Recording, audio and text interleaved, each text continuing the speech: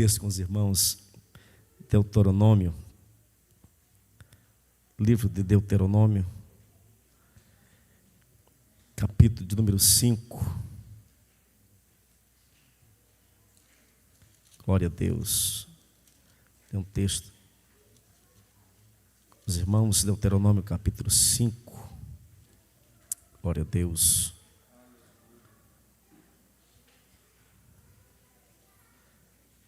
Aleluia. Capítulo 5, Deuteronômio, versículo 1, diz assim. Livro de Deuteronômio, capítulo 5, verso 1, diz assim a palavra do Senhor.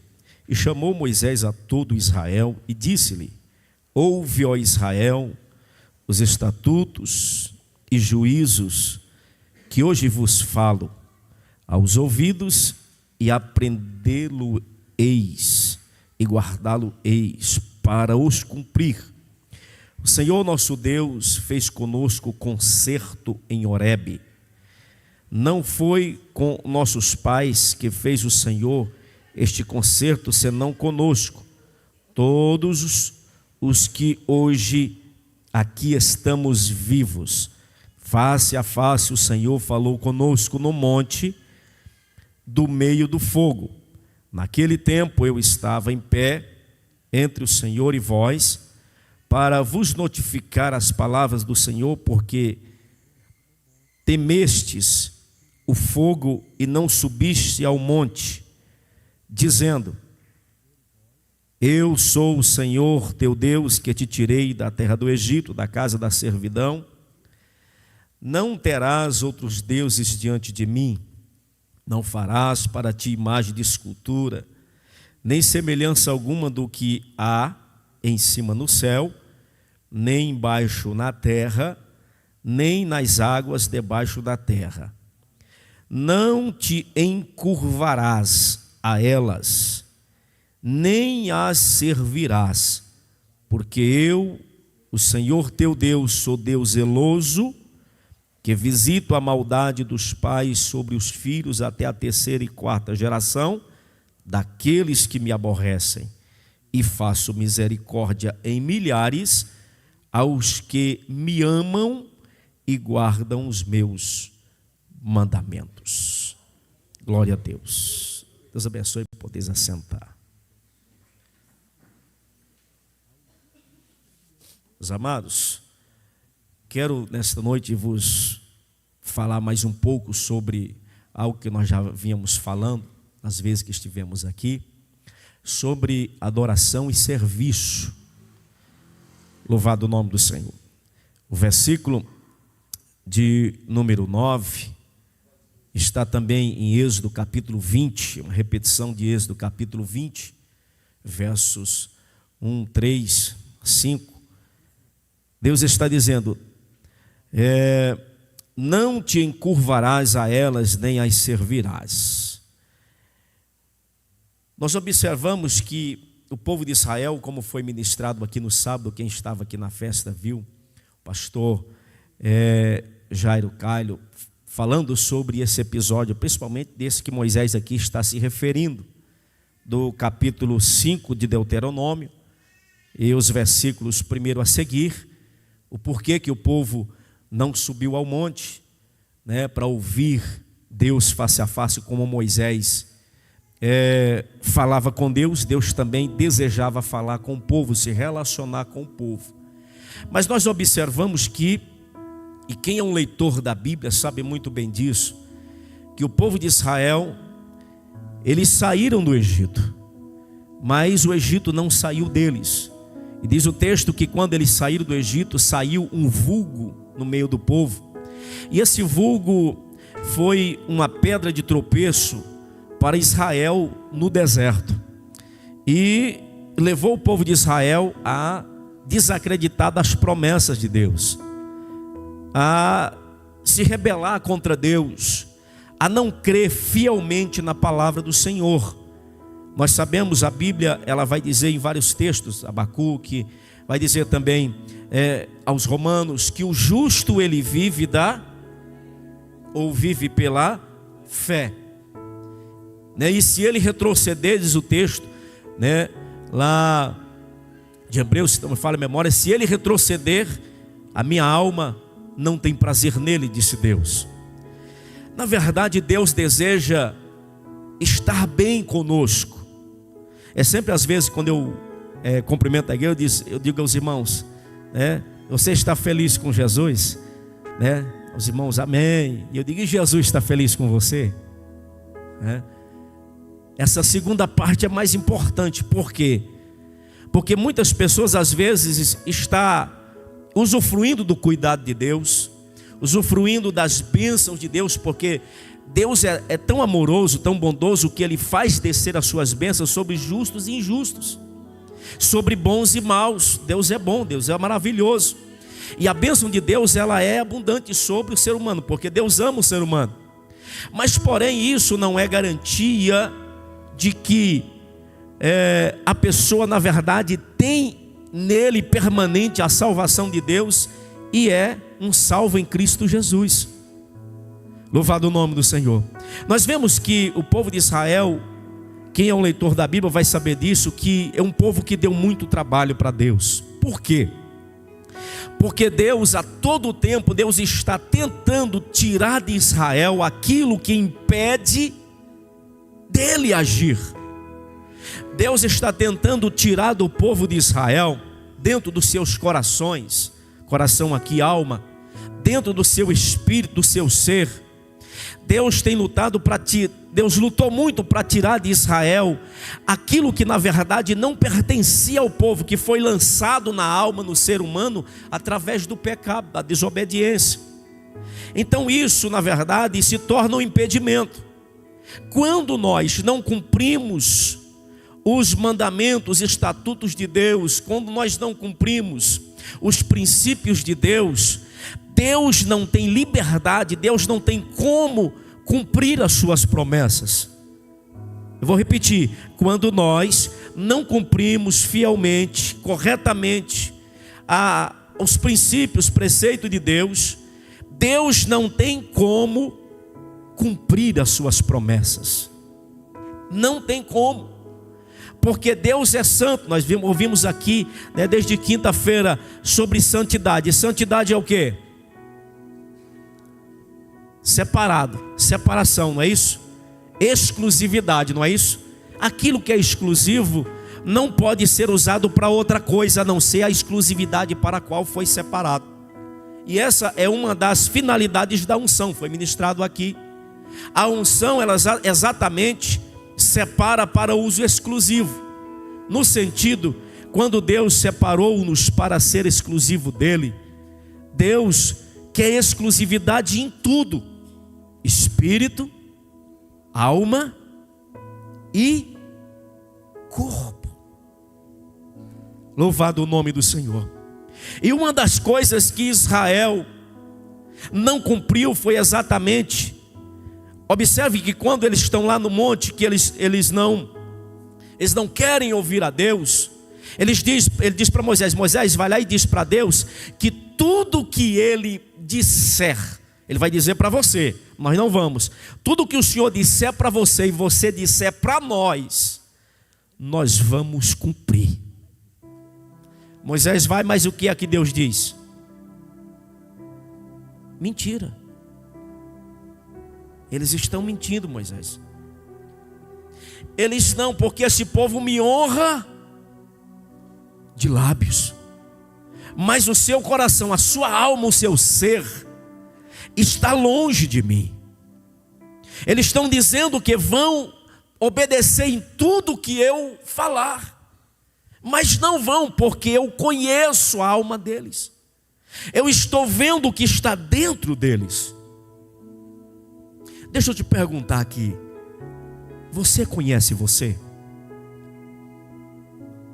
Às vezes a gente procura conhecer, né, pessoas, conhecer sobre tudo nessa vida. A gente quer ter um conhecimento e às vezes esquecemos de nos conhecer. Você precisa conhecer quem é você para você. Quem é você para você? Você é a pessoa que você acha que é, ou você entende que você é a pessoa que Deus sabe que você é? Porque às vezes nós podemos nos apresentar, falar muita coisa e alguém dizer: nossa, que pessoa extraordinária.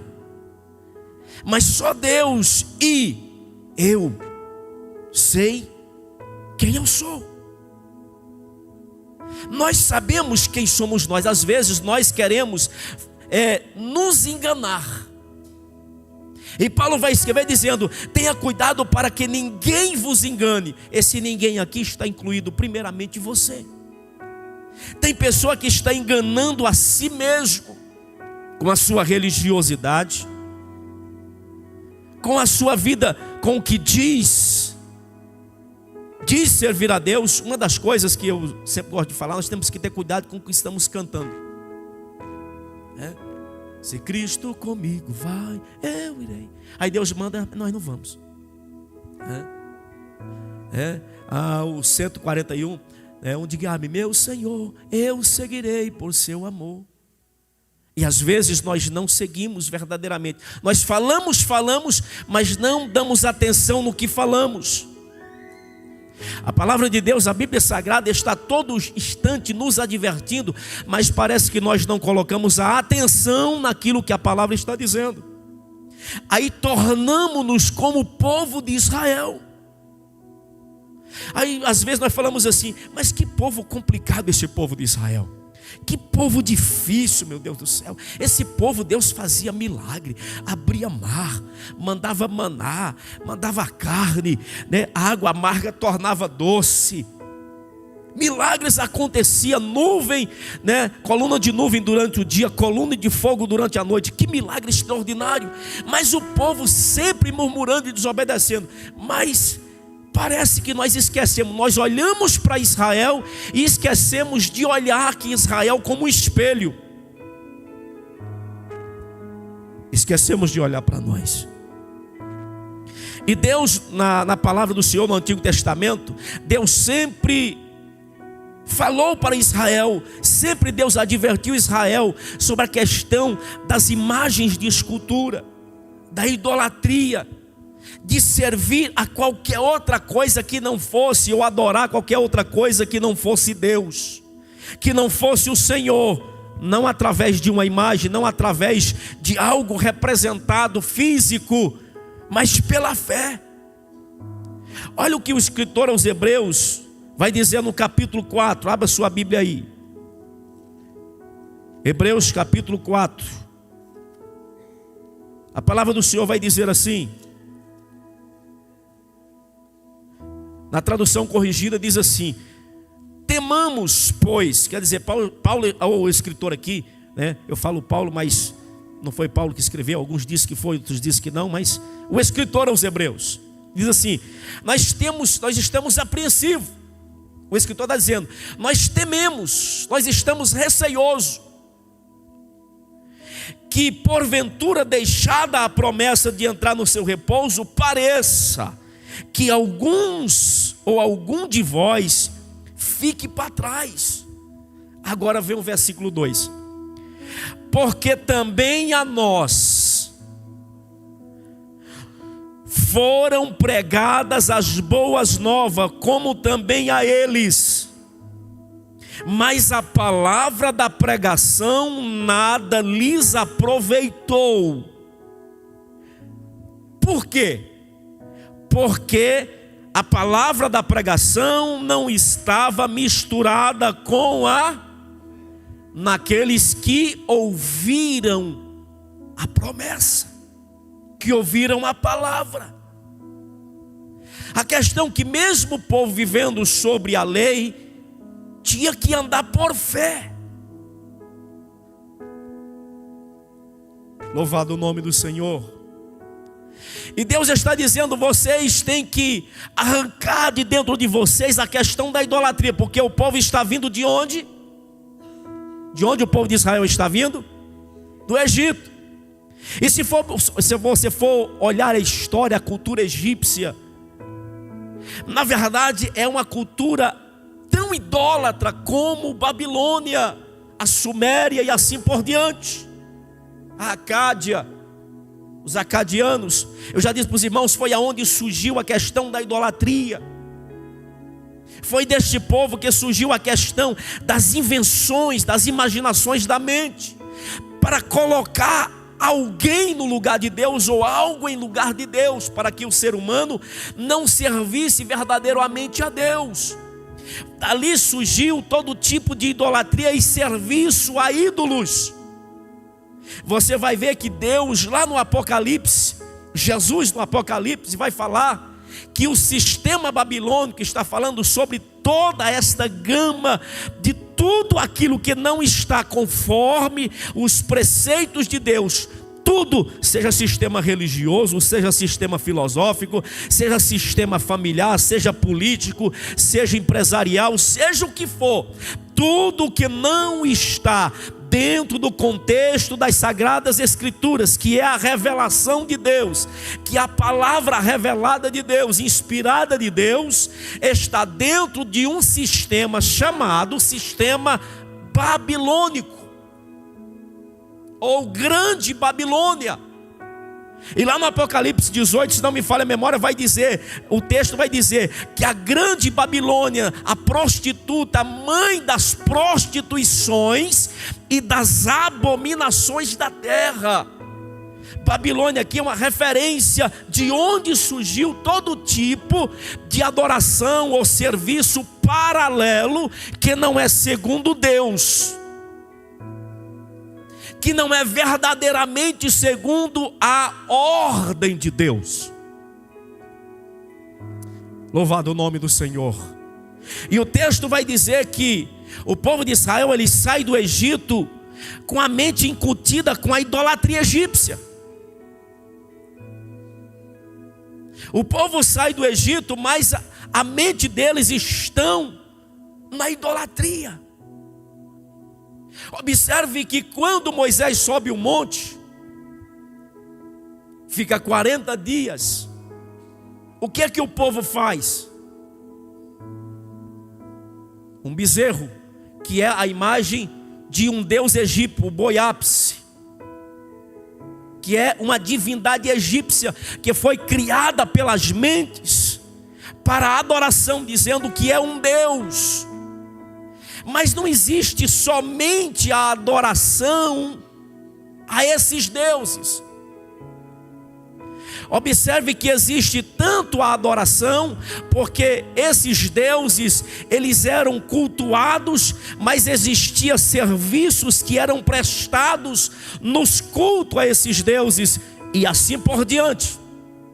Observe que a idolatria, ela foi criada pela mente humana, mas produzida pelo diabo, Satanás, para justamente moldar o sistema de vida espiritual e físico do ser humano.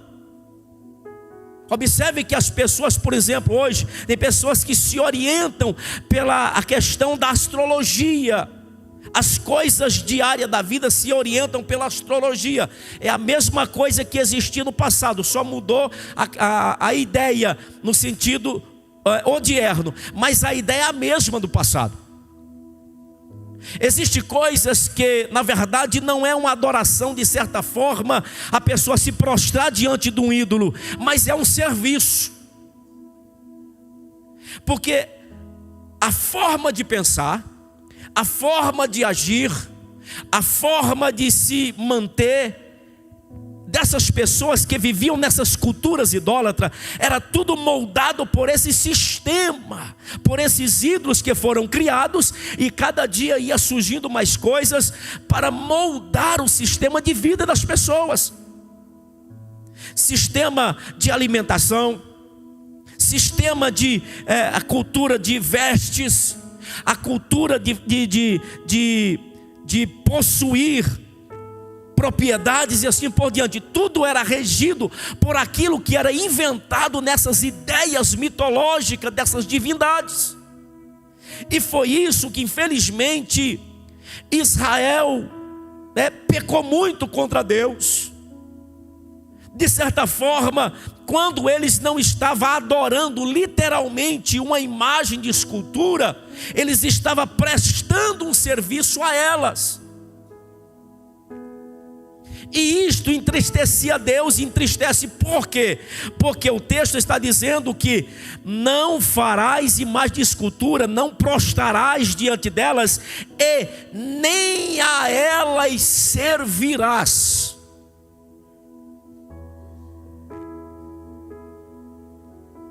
Agora deixa eu te perguntar, pastor, mas antes de eu perguntar, mas essa ideia de idolatria desses deuses, isso ficou no passado, hoje não existe.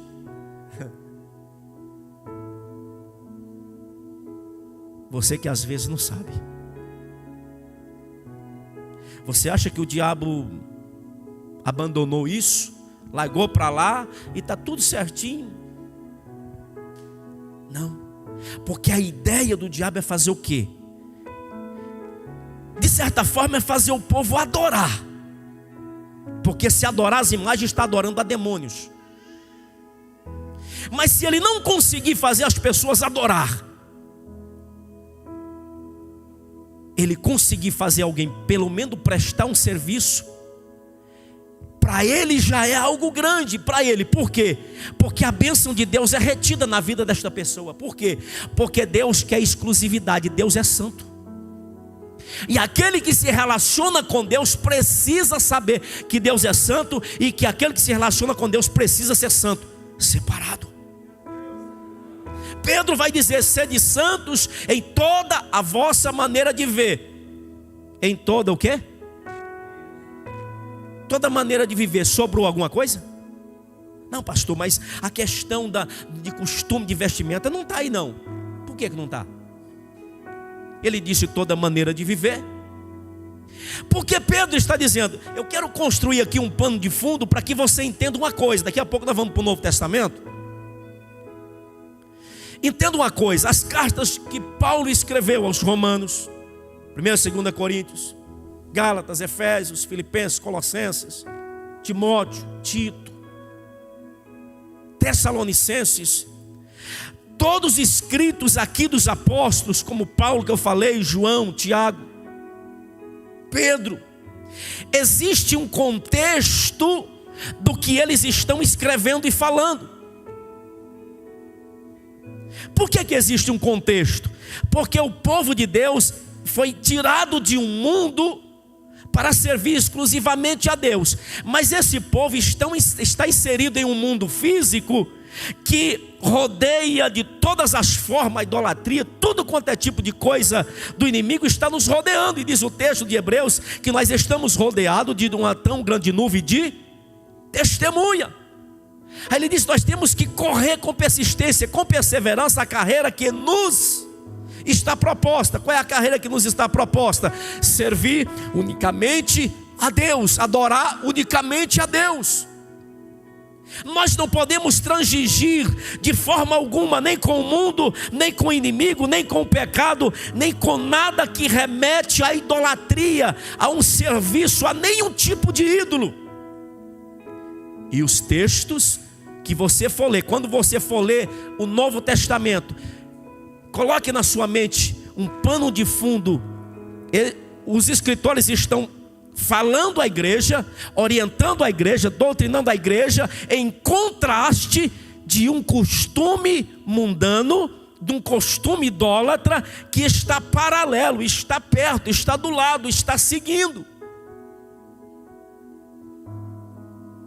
Louvado o nome do Senhor. Deus está dizendo: não te encurvarás a elas, e nem a elas servirás. Olhando para essa ideia aqui do texto, adorar e servir. Pastor, mas existe no Antigo Testamento, no hebraico, o Antigo Testamento foi escrito em hebraico. Existem algumas palavras que diz que a questão aqui de servir é o mesmo que adorar. Sim, existe. Palavras que, às vezes, quando está falando sobre servir, está falando também da mesma coisa, adoração. Aí eu quero te dizer uma coisa, que toda adoração a Deus verdadeira é um serviço a Deus. E todo serviço prestado a Deus, seja em qualquer área for, de forma correta, é adoração a Deus. Louvado seja o nome do Senhor. Deus, em todo o Antigo Testamento, vem lutando com o povo de Israel nessas duas coisas: adoração e serviço. Deus quer que o povo adore verdadeiramente e sirva a Deus verdadeiramente. Porque adorar é você prestar um culto, é você reverenciar, é você ter Deus em grande estima, em autoestima, como Supremo, como Senhor. Isso é adoração de uma forma específica. Mas tudo aquilo que você faz também pode ser serviço a Deus, que é uma adoração ou não. Por exemplo, o povo de Israel, muitos deles não adoravam os ídolos. Mas o que eles faziam? Eles iam para as festas e faziam o quê? Passavam os filhos, ou batizavam seus filhos nas fogueiras, dedicado a Quemós, a outros deuses. Não adoravam, não, mas eles faziam, participavam do sacrifício. Por quê?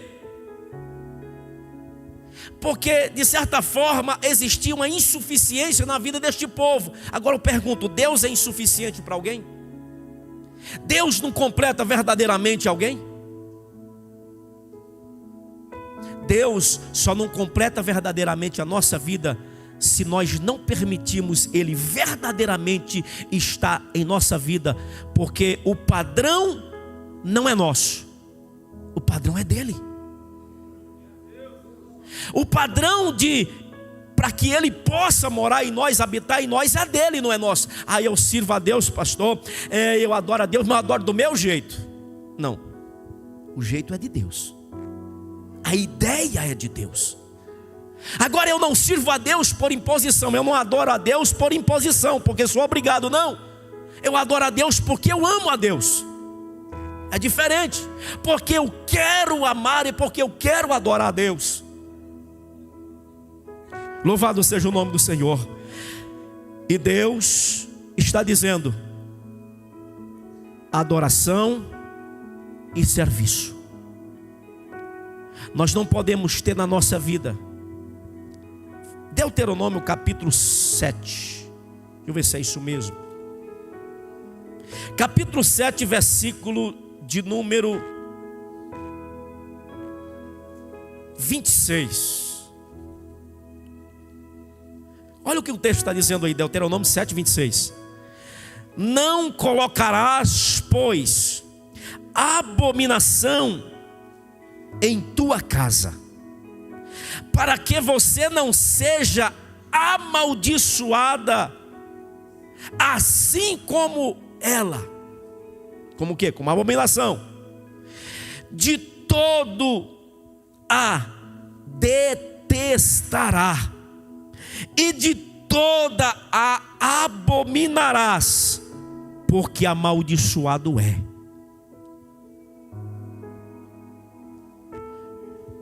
Essa responsabilidade aqui é de Deus ou é nossa? O texto está dizendo que não devemos colocar dentro da nossa casa. A casa aqui está falando no sentido habitação, mas de uma forma espiritual, podemos falar dentro da nossa casa, nossa vida.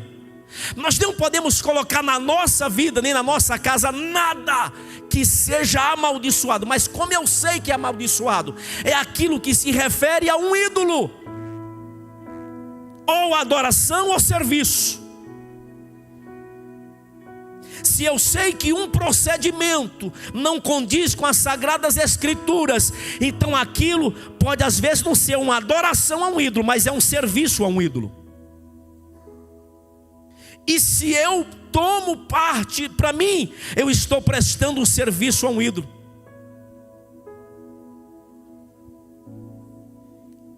Eu estou participando do sagrado, mas eu estou também colocando a mão no profano. Agora observe uma coisa: todo objeto, no Antigo Testamento você pode observar utensílios do templo, tudo aquilo que era consagrado, que era separado, se fosse usado de forma errada, aquilo ficava profanado, ficava contaminado.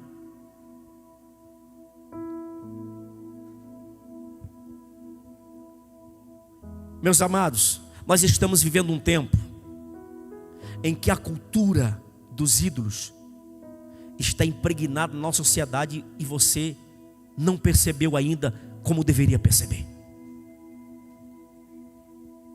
A cultura do serviço aos ídolos, porque Satanás sabe que o povo sabe o que é um ídolo. Não, isso é um ídolo, isso é abominação a Deus. Não, de forma alguma eu adoro o ídolo, nem tampouco quero dentro da minha casa. Mas de repente você coloca dentro da sua casa algo que pertence a ele.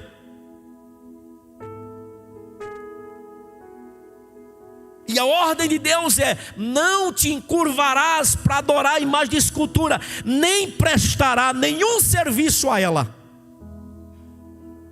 Porque quando você presta um serviço, você está fazendo um pacto, uma aliança. Você está pegando o que é sagrado e misturando com o profano. Então você profana a sua vida, a sua casa. Aí está aí a razão que nós oramos e muitas coisas não acontecem. A razão que muitas vezes nós pedimos e Deus não responde. Clamamos por um avivamento. Há quanto tempo estamos clamando: Deus, manda um avivamento sobre a tua igreja. Mas passa a festa, passa o simpósio, passa a conscientização e as coisas continuam do mesmo jeito. Por quê? Deixa eu perguntar: será que a falta está em Deus? Deus deixou de ser o mesmo? Deus não está nem aí? Não. É porque nós ainda não tiramos aquilo que precisa tirar. Deus só vai fazer na nossa vida, na nossa geração, um grande avivamento quando o povo conscientizar que Deus é exclusivo, não somente na igreja. Deus é exclusivo em casa, Deus é exclusivo no trabalho, Deus é exclusivo na rua, Deus é exclusivo lá no quarto, Deus é exclusivo em qualquer lugar que se possa estar. Deus é exclusivo no meu espírito, Deus é exclusivo na minha alma e Deus é exclusivo no meu corpo. Quando eu me conscientizar de tudo isso e me render totalmente, pode ter certeza que Deus vai cumprir a sua palavra. Louvado seja o nome do Senhor. Glória a Deus. Meus amados, isso é uma luta, isso é um trabalho.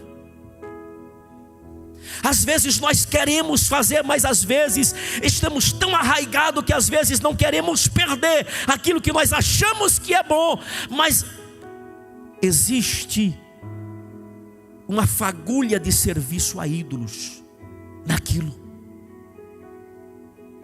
A cultura da idolatria grega e romana está impregnada nos nossos dias em tudo. Pastor, mas na graça tudo é santificado. Nós estamos no tempo da graça. Eu acho que você, pela oração, tudo é santificado.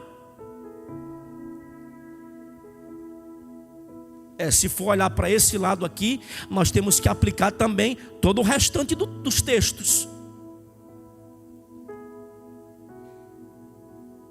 Se for olhar para esse lado, por exemplo, a pessoa diz: não, pastor, mas por exemplo, não, a gente ora e tudo fica beleza. Então se você for cometer um pecado, você pode orar que o pecado se torna legal.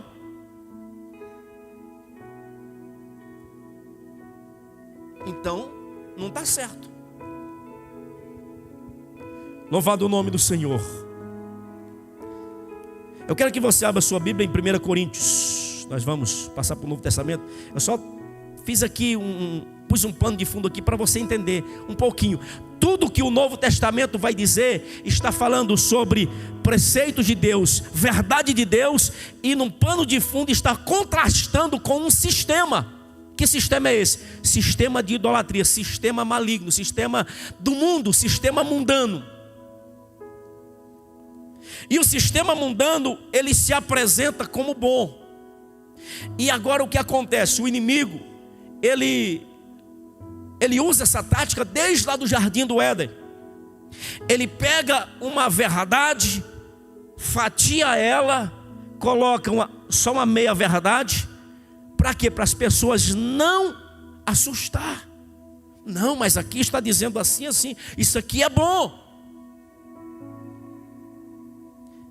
99% dizendo que é verdade não é de Deus. Não, mas aqui é 99%. Não é de Deus. Não pertence a Deus. Deus é justo.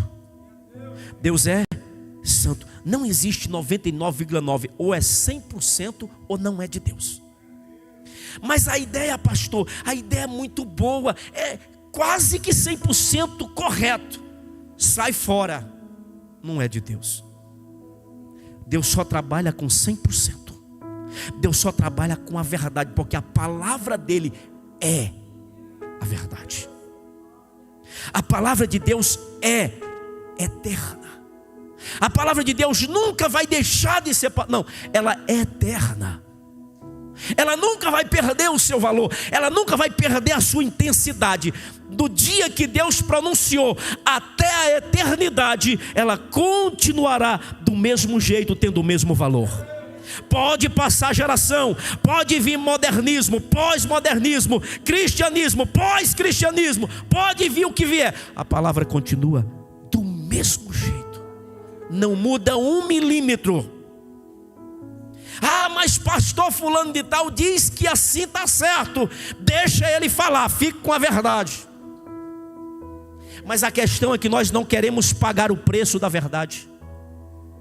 A questão é que nós não queremos sofrer com a verdade. Eu aprendi uma coisa, Deus falou comigo. Eu estava orando um dia lá, orando, e aí Deus falou comigo na minha mente, rapidamente. Eu prefiro falando na minha mente, prefiro andar naquilo que é seguro do que andar naquilo que é confortável. As pessoas querem andar naquilo que ele traz conforto. Sabe como é que chama isso? Mundanismo, materialismo e hedonismo. São 3 teorias filosóficas que estão impregnadas na mente das pessoas, e isso foi adaptado ao falso evangelho que está sendo pregado por aí. Não, se te faz bem, ninguém tem nada com isso. Se traz para você, se você se sente realizado desta forma, ninguém pode te julgar. Não, está me julgando, ninguém pode me julgar.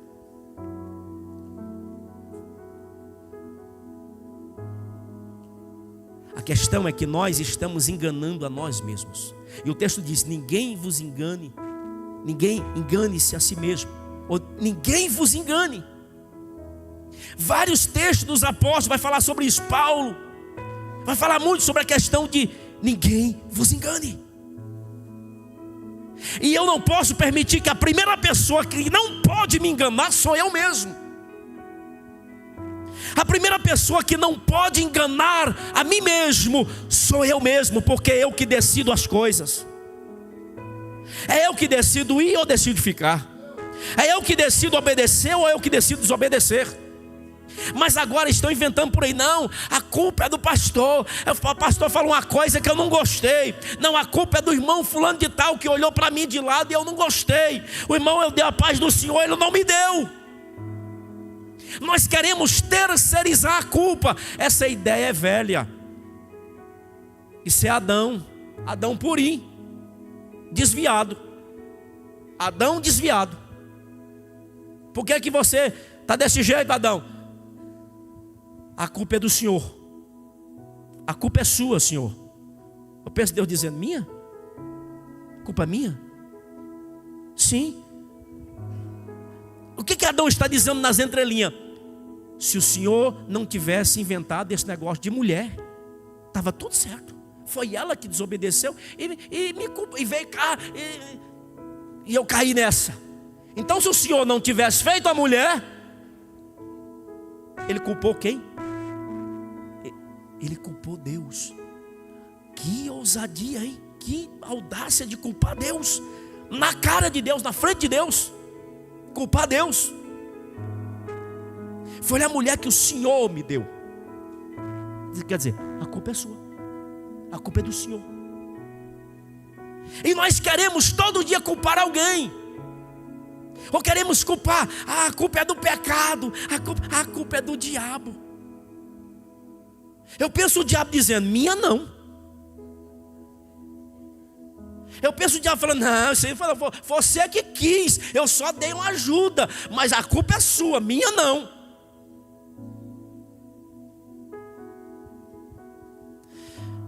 Louvado o nome do Senhor. Irmãos, se a nossa mente, a nossa consciência não se voltar inteiramente para Deus, nós vamos viver um cristianismo voo do pica-pau.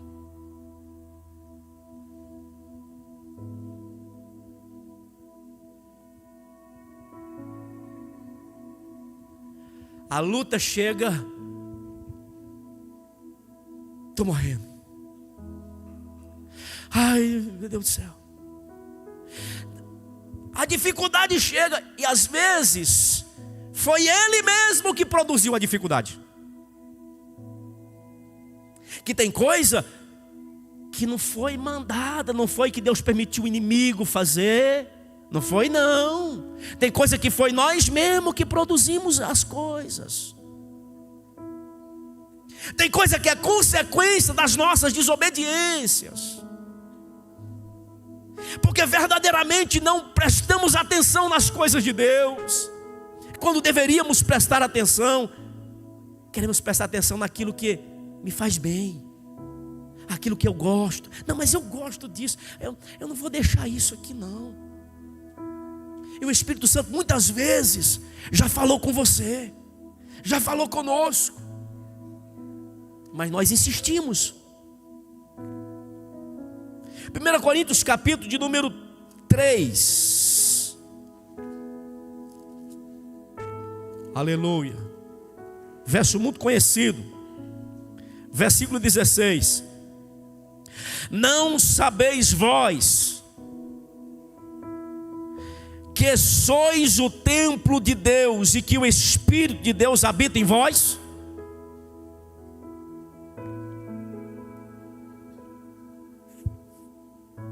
Paulo está dizendo que nós somos a morada, a habitação de Deus, o lugar onde Deus se introniza para receber a adoração, o louvor do nosso ser,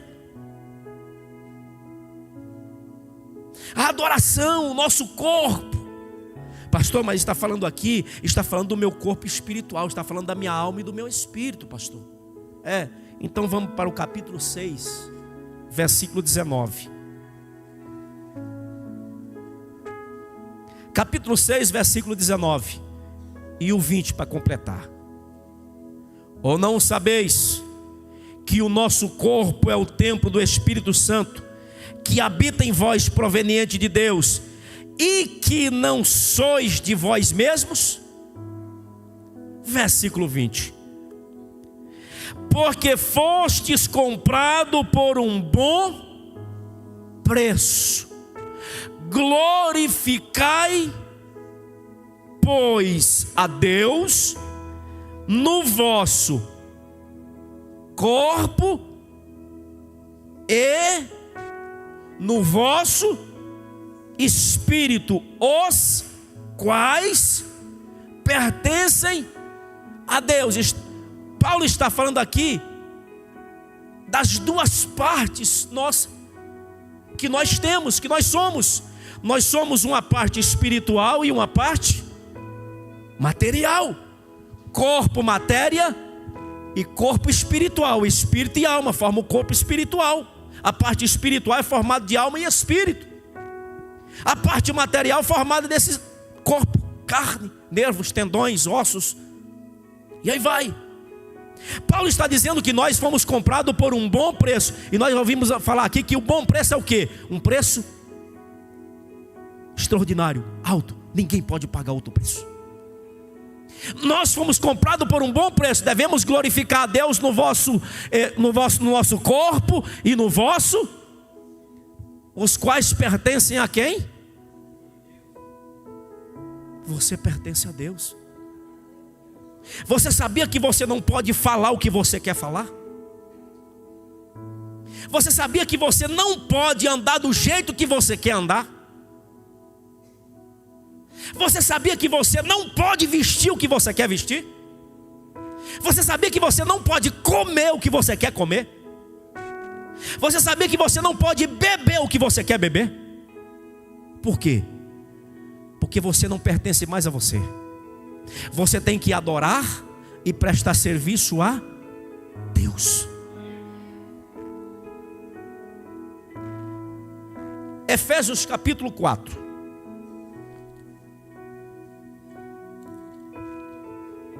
Efésios capítulo de número 4.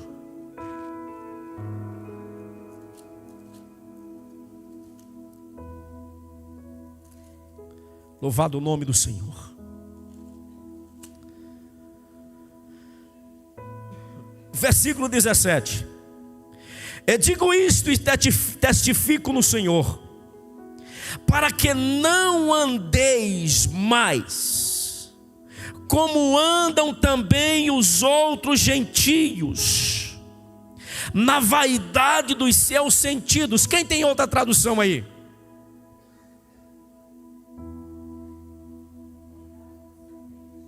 Vaidade da sua mente. Mente está falando de quê?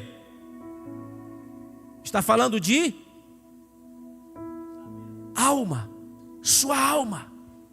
Aonde está toda a sede das suas vontades, dos seus desejos, do seu querer, do seu pensamento, está na sua alma, é você. Desejo de Deus, as coisas de Deus está impregnada no seu espírito, porque as coisas de Deus não vêm de fora para dentro, vêm de dentro para fora, vêm de Deus. Ele está dizendo: digo isto e testifico no Senhor, que não andeis mais. Paulo está escrevendo aos irmãos de Éfeso. A cidade de Éfeso era uma cidade terrivelmente idólatra. Lembra que eu falei que nós precisamos ler o texto com um pano de fundo: serviço a Deus, serviço aos ídolos, adoração a Deus ou adoração a ídolos. O povo está sendo arrancado de dentro desse sistema idólatra para servir a Deus. Isso é igreja. Mas agora Paulo está dizendo isso aqui por quê? Porque a cultura da idolatria está tentando entrar na igreja, arraigar a vida da pessoa. E o texto, Paulo está dizendo que aquele que entregou sua vida a Cristo, que serve a Deus, não pode mais andar como andam os outros gentios, na vaidade da sua alma, nos seus pensamentos, como quer. Por quê? Nós já vimos que a nossa alma e o nosso espírito pertence a quem? Pertence a quem? Então como é que você tem que pensar? Paulo vai escrever, senão me fala a memória aos Filipenses, que nós temos que pensar nas coisas que são, buscar as coisas que são, aonde Cristo está sentado à direita de Deus. Isso é o que deve ocupar a nossa mente. Pastor, mas estou vivendo no mundo físico, eu tenho que trabalhar. Sim, mas no seu trabalho tem alguma coisa lá que vai tentar tirar você de Deus, e você tem que estar ligado. Por exemplo, você está lá, acontece uma situação, aí de repente você errou em alguma coisa e quebrou alguma coisa da empresa. Ninguém estava lá para ver. Você deu um pensamento. Qual é a primeira coisa que vem na sua mente? Qual é a primeira coisa? Dá um jeito para ninguém saber que foi você. Ou então dizer: primeira coisa, fala que não foi você. Isso é a velha natureza que está em nós.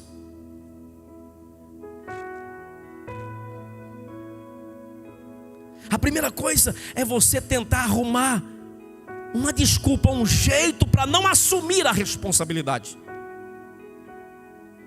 E hoje, nos nossos dias, é fazer o quê? A tal mentira, a tal mentirinha.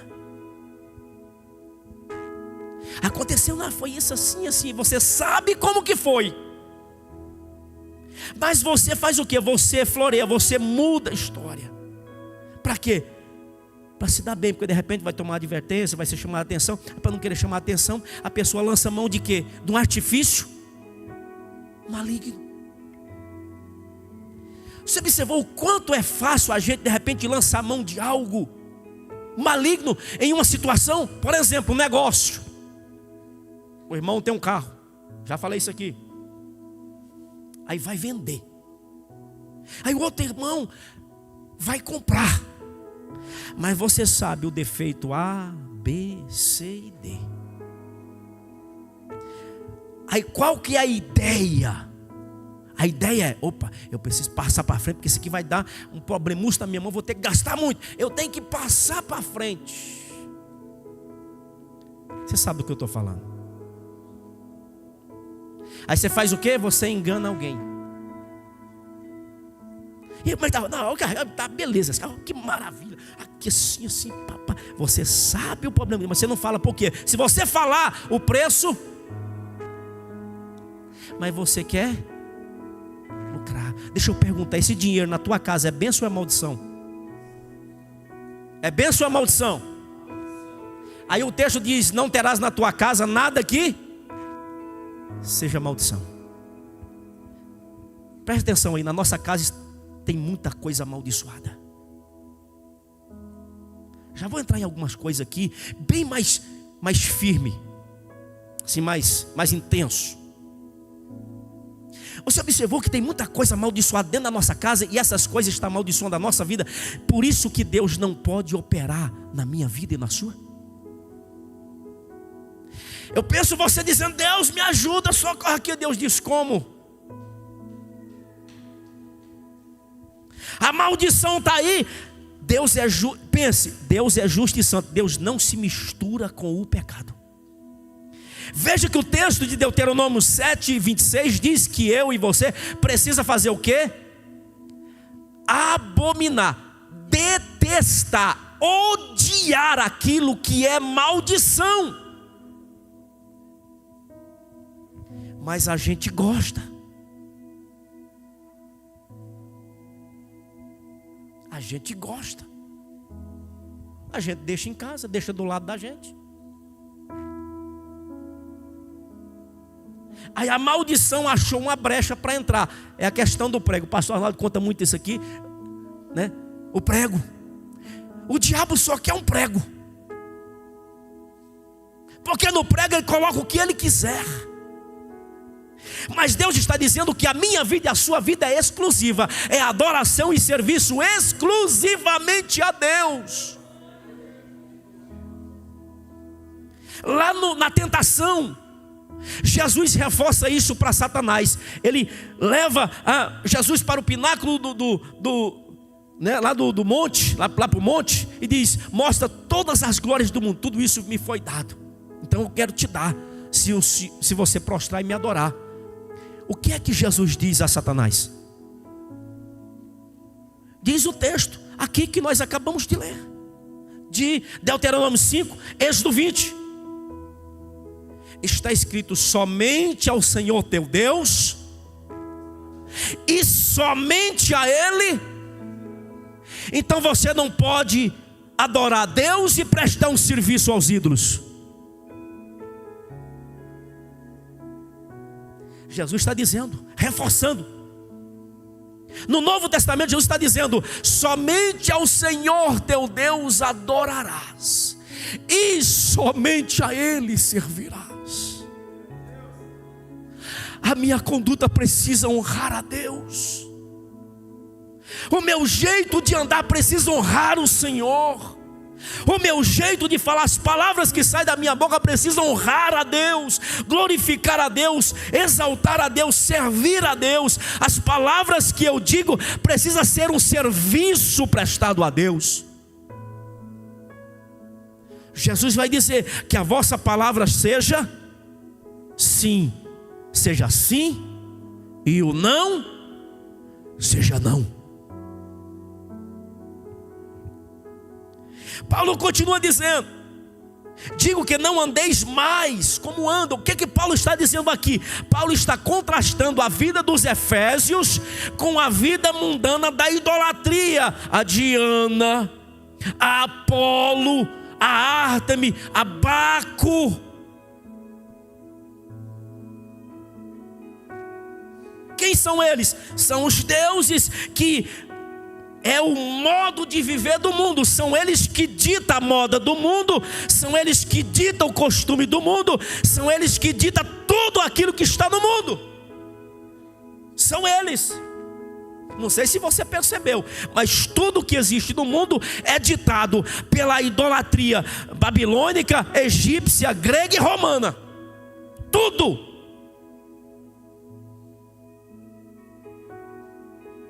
Tudo é regido por esses deuses ou por essas ideias demoníacas. Só que eles não se apresentam o que são.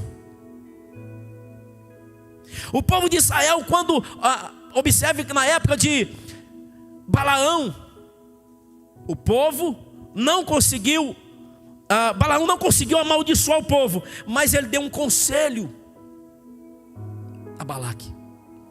Fazer o quê? Convidar o povo para vir para as festas, né, de Moabe, se não me falha a memória. Não, é para fé. Por quê? Porque o povo era específico de Deus, agora ia se misturar com as festas. O que aconteceu? O povo ficou amaldiçoado. A maldição entrou no povo. Por quê? Ele, de forma, dizendo palavras, não conseguia amaldiçoar Israel, porque Deus não deixou. Mas o conselho dele para Balaque foi lá e convidou o povo a vir. De certa forma, a maldição alcançou o povo. Por quê? Porque o povo separado misturou com o profano. A maldição entrou no povo.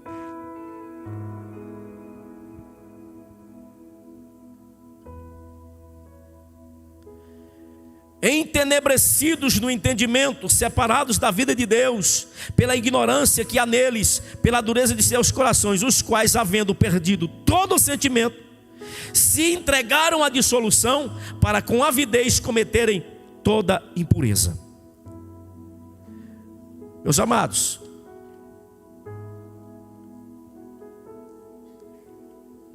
a nossa vida, o nosso jeito de falar, os nossos costumes não tem nada a ver com o costume do mundo.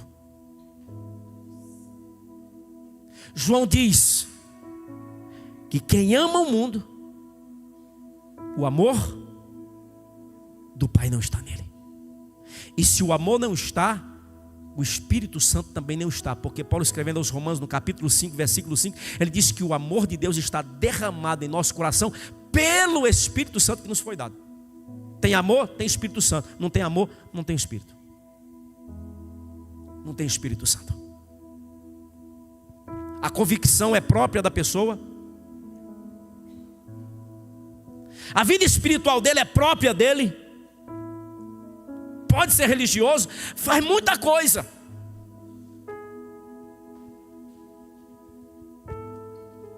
E interessante, Jesus vai dizer em Mateus, eu gosto muito de citar esse texto, Mateus 7, versículo 21 a seguir: nem todo que me diz Senhor, Senhor entrará no reino dos céus.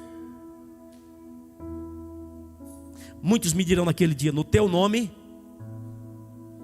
expulsamos demônio, no teu nome pregamos a tua palavra, no teu nome expulsamos demônio. Foi no nome de quem? O nome de Jesus faz tudo isso? Aliás, é só o nome de Jesus que faz. Mas Jesus vai dizer: não vos conheço. Por quê, Senhor? que aconteceu? Nós fizemos muitas maravilhas, nós alvoroçamos o mundo, nós fizemos o movimento, e olha que nós não vos conheço, porque vocês viviam na prática do pecado. O que é a prática do pecado?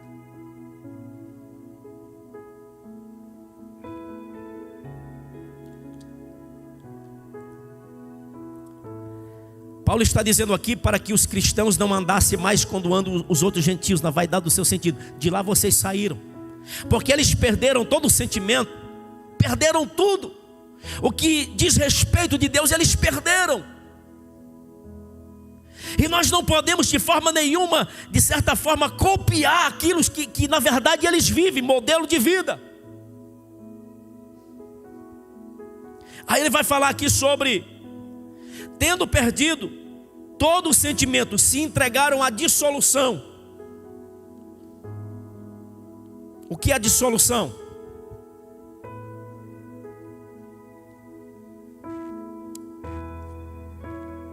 Um cristão não pode de forma alguma ter uma vida dissoluta.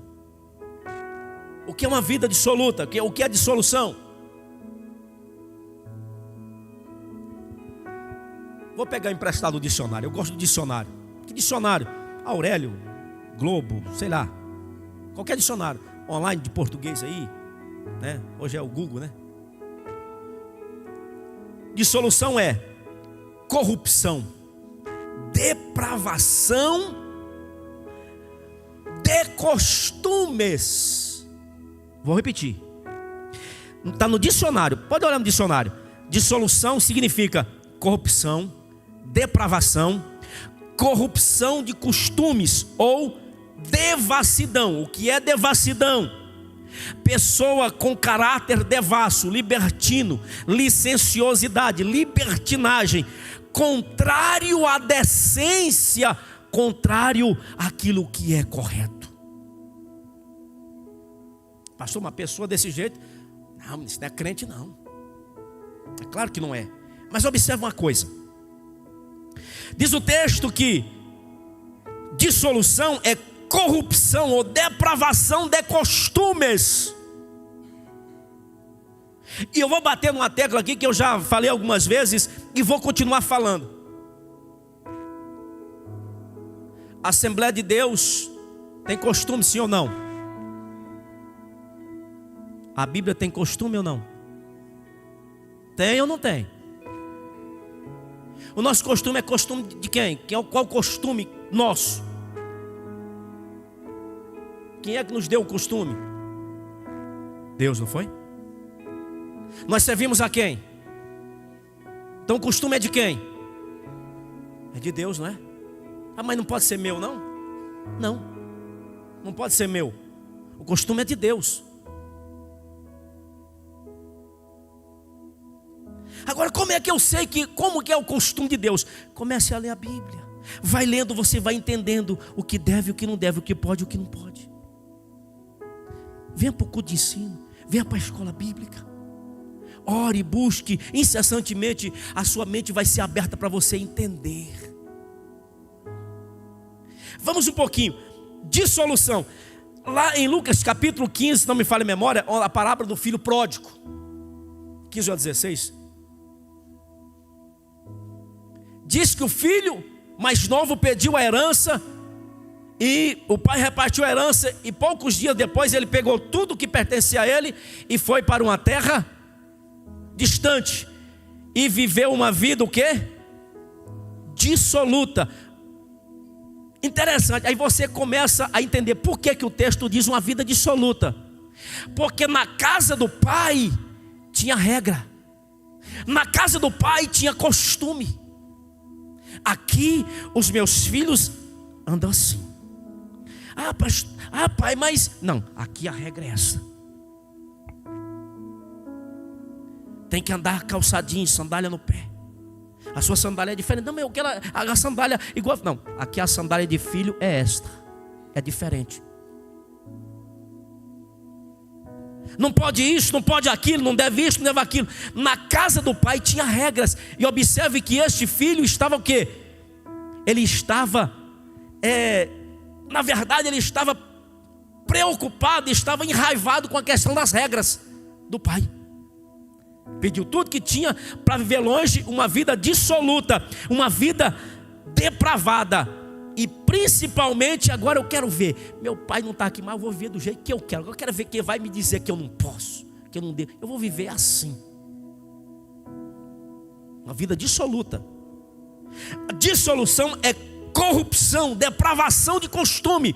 Quando algo é colocado para se fazer e a pessoa não obedece, ele está vivendo uma vida dissoluta. Aquilo que é contrário à decência. O que é decente? O que é decência? O que é decência, irmão? Decência é o que fica bem, conveniente, conforme o decoro, que é digno, que é apropriado, adequado, que traz bons costumes, bons modos, honesto, digno. Isso aqui é decência. E a dissolução é a corrupção desses valores, tanto dentro de si como fora de si. Na questão dentro, questão de caráter; fora, a questão de procedimento, na sociedade, em casa, seja onde for.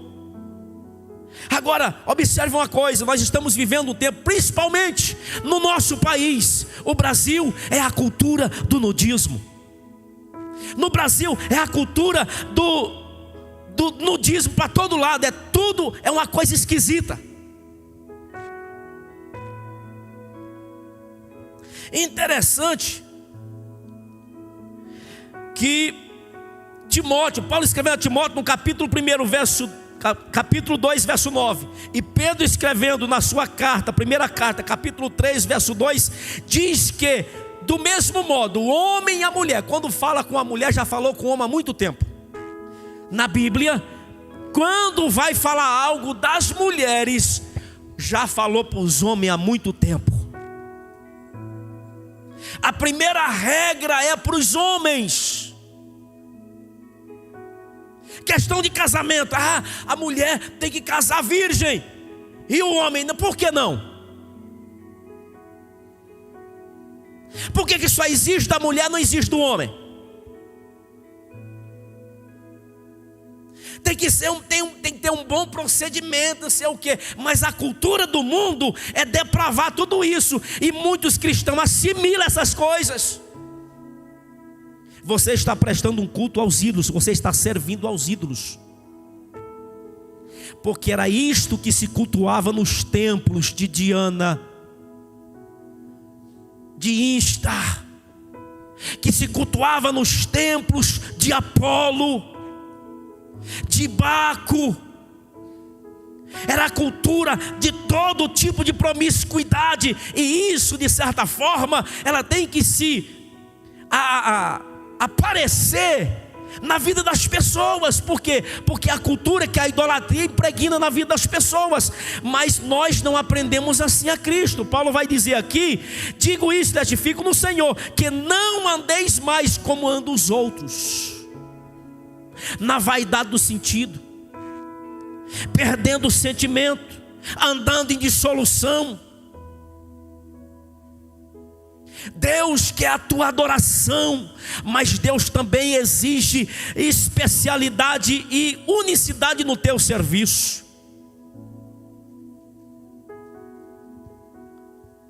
Jesus diz: eis que venho sem, o meu galardão está comigo para dar a cada um segundo as obras. É o que você fez, é o que você falou, é o modo de vida que você viveu. É tudo isso. O galardão está para recompensar isso. Mas interessante, tem que ter cuidado, porque dependendo do que nós fazemos, nós podemos comprometer a nossa salvação. Que isso pode ser obra de palha, de feno ou de madeira.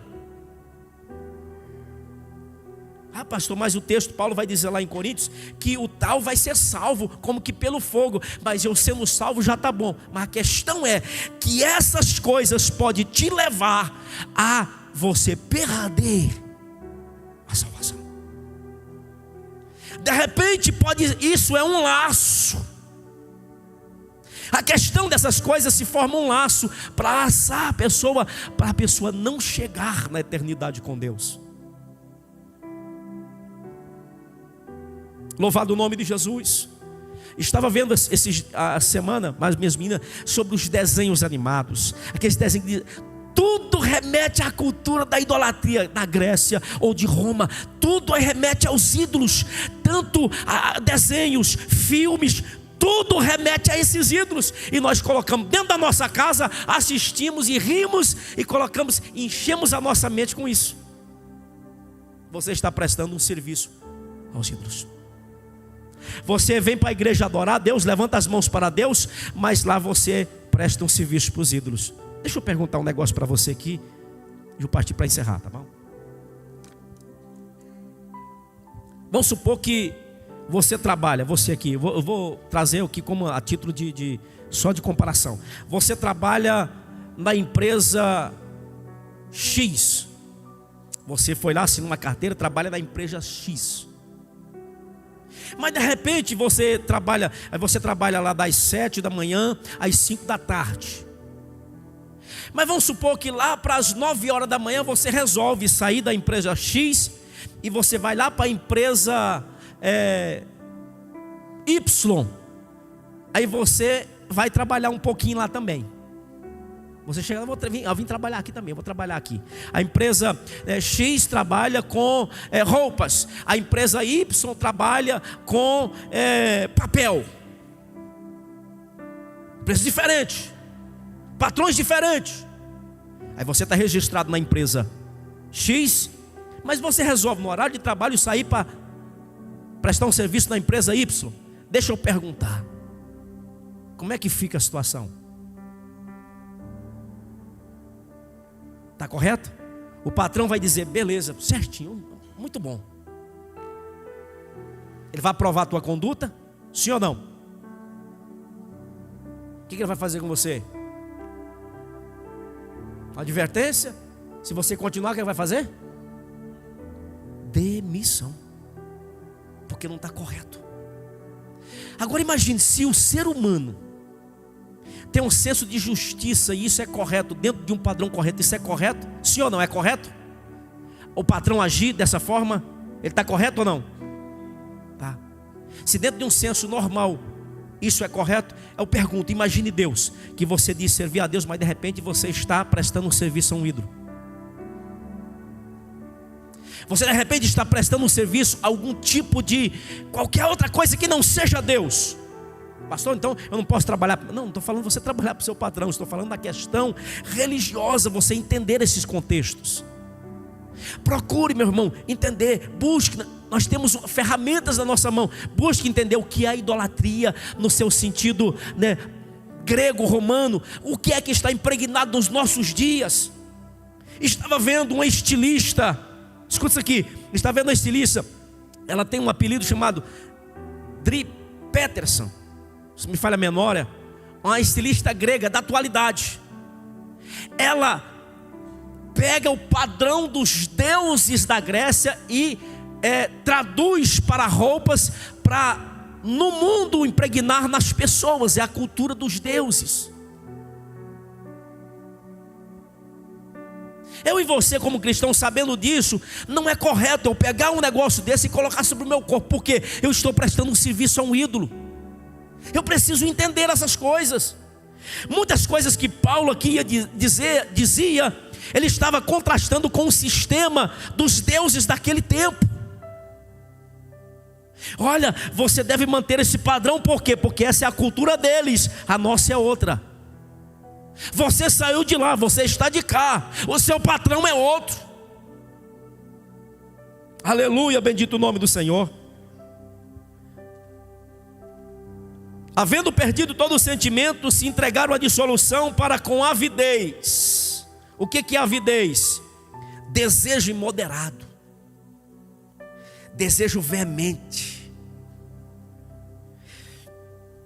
Avidez é ambição, voracidade, sede de ter, de fazer. Para com esse desejo cometer o quê? Impureza. O que é impureza? Vamos lá. Impureza, qualidade ou estado de impuro, qualidade de uma pessoa misturada, algo misturado, algo não é puro, é misturado. Isso é impureza. Contaminado, torpe, imundo, mácula moral ou mancha moral, imoral, sensualidade. Isso está no dicionário. Dicionário, mas está na Bíblia. Para com avidez, com desejo veemente, cometer impureza. Deixa eu dizer uma coisa aqui, que eu vou encerrar. Me perdoe a expressão, com muito respeito, me perdoe a expressão. Você não pode, nem deve. Pode ser até lícito você como pessoa. É lícito para você como pessoa você fazer o que quiser fazer. Você como pessoa, você pode fazer o que quiser. Você é livre. Mas como cristão, a aliança que você fez com Deus, levantou a mão, aceitou Jesus, agora não convém. Por que não convém? Não convém porque você agora pertence a Deus. Seu corpo é templo do Espírito Santo, tanto espírito, alma e corpo. Você não pode agora cometer no teu corpo nenhum tipo de avidez ou impureza.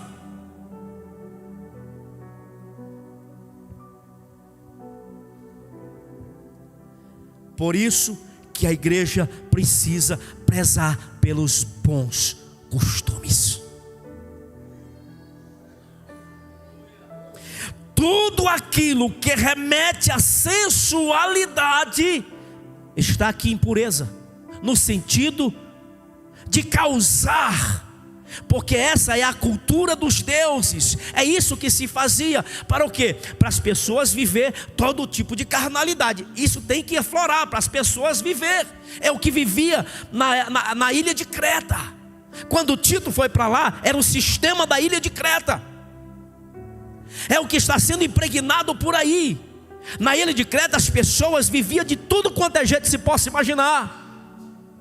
As pessoas, por exemplo, faziam sexo na rua e ninguém tinha que falar nada, todo mundo passava, é normal. É assim, eles estão vivendo, está tudo moderno, é moderno. Não é o que estão querendo fazer aí? Não é o que já está sendo preparado os terrenos para as pessoas colocar na mente que isso é normal?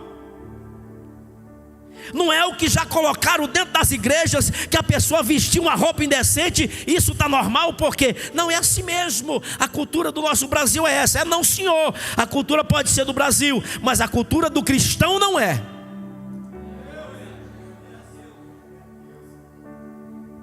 O homem, vou falar para a nossa classe, você tem que se vestir decente, homem. Sabe por quê? Se você for olhar para a cultura grega, os homens procuravam o padrão de quem? Dos deuses. Quais eram os deuses? Zeus, Apolo. Qual era a cultura deles? Beleza, apresentar beleza, físico, masculinidade. Aí os homens, aí o que é que a cultura emprega nos nossos dias? Os homens ficar o quê? Tem que ficar todo musculoso, vaidade. Estou falando que você não pode fazer. Dentro desse contexto, não deve. Por quê?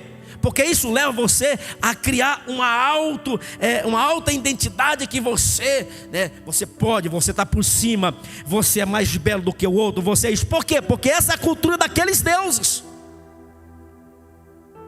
Você se vestir de forma que cause sensualidade dos outros. É exatamente o que os deuses propunham e propõem para a humanidade. E sabe o que é isso? Isso é afrontar a Deus. Do mesmo modo Os homens precisam se vestir decentemente, com pudor e modéstia. Quando eu falo os homens, pastor, mas a Bíblia está falando as mulheres. Não, está falando do mesmo modo. Primeiro falou para os homens.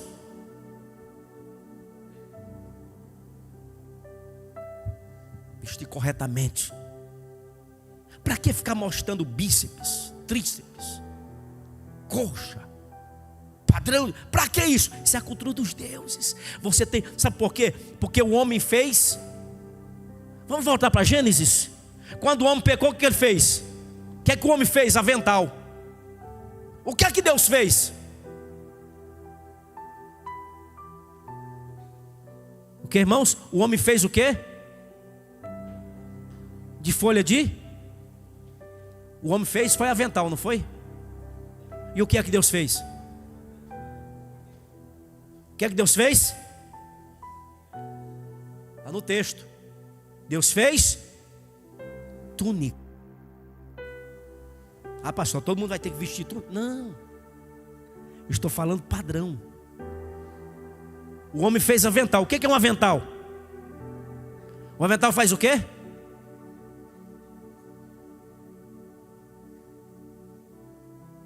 E o que é que Deus fez? Túnica.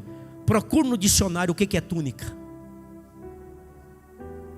Túnica é uma vestimenta, está no dicionário, que cobre do pescoço ao tornozelo. O homem fez avental, Deus fez túnica. O que é que Deus está dizendo? Eu quero que vocês mantenham esse padrão.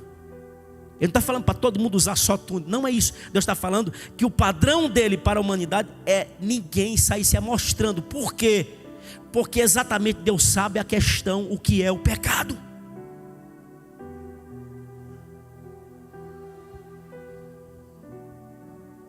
Vestir-se com pudor e modéstia, que significa? O que é pudor? Sentimento de vergonha, de mal-estar, gerado por aquilo que pode ferir a decência e a honestidade. Isso é pudor. Você se vestir de forma, você se portar, não é só se vestir, é você andar, se portar de forma que não fira a decência nem a honestidade. O que é decência? Decência é aquilo que fica bem, apropriado, conforme o decoro, adequado, que é um bom costume. Isso é decência. O que é modéstia? Ausência de vaidade, despretensão, simplicidade, reserva, decência, gravidade, compostura, moderação, sobriedade. Está tudo no dicionário, significa isso. Isso é modéstia.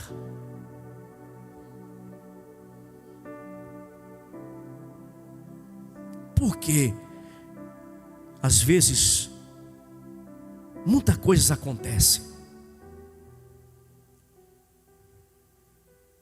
porque não está sendo observado o devido valor que a palavra de Deus ordena sobre essas questões. Não precisa ninguém falar, você não pode andar desse jeito. A Bíblia já está dizendo. Você não pode se vestir de forma sensual, está aqui no texto. Impureza é a pessoa se vestir para mostrar sensualidade. Andar para mostrar sensualidade. Está aqui no texto, a Bíblia está dizendo, não pode, isso aqui é indecente. É a Bíblia que está dizendo. Mas por que a cultura impregnou na mente das pessoas que isso é normal? E não é. A Bíblia está dizendo que não é. Você adora a Deus? Você adora a Deus? Agora eu pergunto, você está prestando serviço também a Deus? Está? Se você está prestando serviço a Deus, pode ter certeza que Deus vai te abençoar. Deus está contigo. Se não, reveja os conceitos. Nós somos um povo santo, separado. Não podemos transigir com aquilo que não agrada a Deus. Em qualquer coisa, palavra, sentimento, tudo da nossa vida, tudo tem que remeter um serviço a Deus. Amém? Deus abençoe, obrigado, pastor. Vamos ficar de pé com a autorização do pastor? Fica de pé. Meus amados, não quero que você me ache tolerante eu dizer essas coisas. Eu estava orando a Deus e falando com Deus a respeito. Senhor, o que eu vou falar à igreja? Deus me deu isso aqui lá na Jardinese. Eu comecei a olhar e ver essas coisas e parti para a internet e fui olhar um monte de coisa. Aí a gente vai, quando vai começando, o Espírito Santo vai começando a trazer a iluminação, algumas coisas na mente da gente. E eu quero compartilhar com vocês isso aqui, sabe por quê? Para o seu bem, para o nosso bem. Deus quer fazer algo grande em nós, para depois fazer através de nós. Sabe por quê? Muitas pessoas vai fazer as coisas e não dá certo. Sabe por quê? Porque falta Deus fazer nele, falta Deus fazer em nós. Deus só vai fazer quando nós rendermos totalmente a Ele, espírito, alma e corpo. Entenda, você pertence a Deus totalmente, espírito, alma e corpo. Vista-se decentemente. Não vista de forma errada, sensual, pelo amor de Deus. Isso é indecente. Isso não agrada a Deus. Isso aborrece a Deus. É a cultura da idolatria, a cultura dos deuses, dos ídolos. Quando você faz isso no seu corpo, você está prestando um serviço aos ídolos. Você está dizendo que adora a Deus, vem adorar a Deus, mas está prestando um serviço aos ídolos. Você está com a sua adoração dividida, com a sua vida dividida. E Jesus diz: ninguém pode servir a dois senhores. Jesus está dizendo: ou você serve a Deus verdadeiramente ou não serve. Pastor, eu quero que você entenda que tem pessoas que estão no processo, certo? Tem pessoa que está num processo, veio para a igreja agora, está num processo ainda de libertação, de adaptação. Calma, muito bem, continue, percebe, Deus vai te abençoar, continue firme. Mas falo de uma forma mais intensa para quem já conhece há muito tempo e às vezes está transigindo. Vamos orar? Querido Deus e eterno Senhor, te dou graças, Senhor, por tudo que o Senhor tem dado, Senhor, e feito por nós. Sabemos, Senhor, que muitas coisas, Pai, nós temos deixado de fazer para o Senhor e temos feito, infelizmente, para os ídolos. Temos prestado um serviço aos ídolos, meu Pai. E a ordem do Senhor é que não prestemos nenhum serviço a ídolo, nem tampouco adoremos, nem tampouco nos curvemos diante deles, mas devemos abominá-los, devemos odiá-los, devemos odiar, aborrecer tudo aquilo que na verdade é abominação ao Senhor. E Paulo, escrevendo aos irmãos de Roma, aos romanos, ele diz que devemos odiar o pecado, devemos odiar aquilo que desagrada a Deus. Senhor, ó Pai, eu sei que não existe outra forma, não existe outro meio, nem tampouco haverá outra forma, outro meio. É somente este meio, é única, exclusivamente, é unicidade. Jesus, Ele mesmo disse, aleluia, que nós devemos, aleluia, ser um, assim como Ele, o Pai é um. Pai, eu quero que eles sejam perfeitos, e perfeitos em unidade, que eles tenham a nossa imagem, que eles tenham a nossa semelhança. Foi assim o padrão de Deus para a humanidade, é o padrão de Deus para a igreja, é o padrão da unidade. Se parece com Deus, é igual a Deus, é da mesma essência, é do mesmo jeito, pensa do mesmo jeito, caminha do mesmo jeito, adora do mesmo jeito, serve do mesmo jeito que Jesus serviu, que os apóstolos serviram,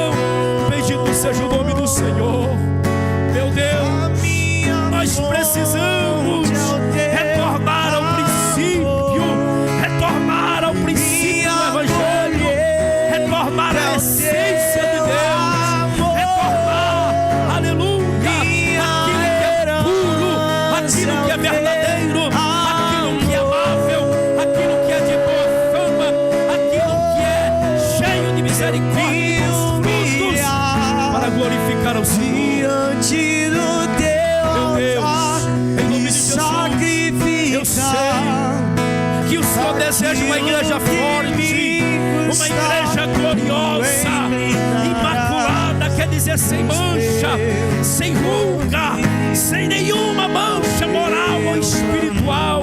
Esta é a igreja, este é o povo adquirido, esta é a nação santa, este é o povo separado de Deus, separado do mundo, separado dos ídolos, separado do serviço aos ídolos, para servir unicamente ao Senhor. Deus, coloca temor neste coração, coloca temor nesta alma. Espírito Santo, coloca temor nesta vida, para que possa, Senhor, ter temor de se vestir inadequadamente, de andar inadequadamente, aleluia, temor para andar conforme os preceitos, conforme a santidade, conforme o padrão do céu, porque nós somos do céu. Bendito seja o nome do Senhor. Pai amado, em nome de Jesus, faz de nós, Senhor, um povo forte, um povo, Senhor, verdadeiramente que serve ao Senhor. Bendito o nome de Jesus, para que o mundo veja o Senhor em nós, para que o mundo veja o Senhor na vida da igreja e glorifique ao Senhor, e sejam salvos, sejam alcançados para a glória do Senhor. Pai, nós te pedimos, fica conosco, em nome de Jesus. Perdoa-nos, limpa-nos para a glória do seu nome. Nós te louvamos por tudo.